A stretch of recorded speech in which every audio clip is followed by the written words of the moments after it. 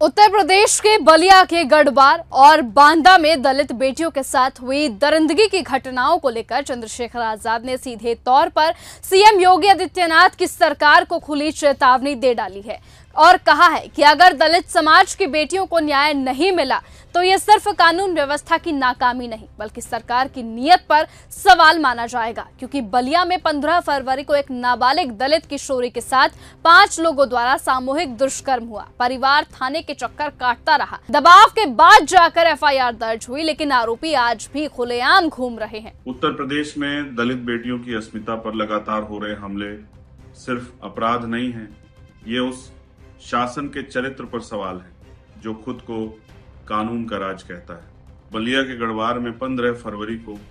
एक दलित किशोरी के साथ 5 जातिवादी मानसिकता से ग्रस्त लोगों ने सामूहिक दुष्कर्म किया। भीम आर्मी आजाद समाज पार्टी की स्थानीय टीम के दबाव के बाद एफआईआर दर्ज हुई, लेकिन आज तक आरोपी खुले घूम रहे हैं। वहीं बांदा में एक दलित किशोरी को होटल में बंधक बनाकर रखा गया, उसे नशीला पदार्थ सुंघाकर उसके साथ सामूहिक दुष्कर्म किया गया और यहां पर भी वही प्रशासन की सुस्ती साफ दिखाई दी। ऐसे में चंद्रशेखर आजाद ने साफ कहा कि संविधान में विश्वास रखने वाला दलित समाज अब अन्याय पर चुप नहीं बैठेगा और यदि दोषियों की तत्काल गिरफ्तारी नहीं हुई, SC/ST अत्याचार निवारण अधिनियम और पॉक्सो एक्ट की सख्त धाराएं नहीं लगाई गई तथा फास्ट ट्रैक कोर्ट में सुनवाई शुरू नहीं करवाई गई तो भीम आर्मी और आजाद समाज पार्टी पूरे प्रदेश में लोकतांत्रिक और संवैधानिक तरीके से बड़ा आंदोलन खड़ा करेगी, क्योंकि ये सिर्फ 2 घटनाएं नहीं बल्कि उस मानसिकता का परिणाम है जिससे सत्ता की चुप्पी से हिम्मत मिलती है। और अब जब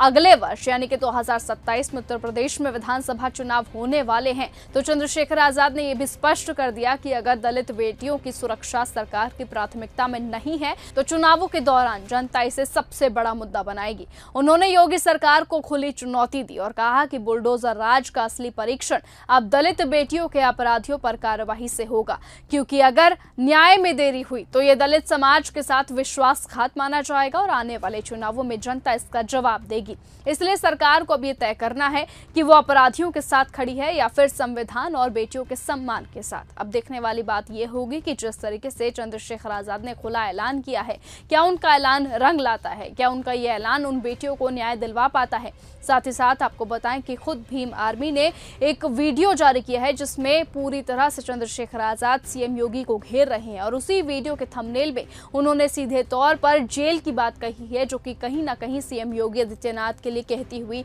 दिखाई दी है। अब देखने वाली बात होगी कि जिस तरीके से उस पोस्टर के जरिए सीएम योगी को जेल भेजने की बात कही गई है, क्या सीएम योगी सचमुच जेल जाएंगे, क्या उन बेटियों को न्याय मिलेगा या नहीं, क्या 2027 के लिए बीजेपी की टेंशन इसी तरह से बढ़ती रहेगी, क्या 2027 में जनता चंद्रशेखर आजाद का साथ देने वाली है या फिर सीएम योगी का, वो तो आने वाला वक्त ही तय करेगा। फिलहाल आज की इस खबर में सिर्फ इतना ही। देखते रहिए और बने रहिए ऐसे ही न्यूज गंगा के साथ। नमस्कार। अगर आपको यह हमारा वीडियो पसंद आया हो तो इसे लाइक और शेयर करना बिल्कुल ना भूलें। साथ ही हमारे चैनल न्यूज गंगा को सब्सक्राइब और फॉलो जरूर करें ताकि देश और दुनिया की हर बड़ी खबर आप तक सबसे पहले पहुंचे।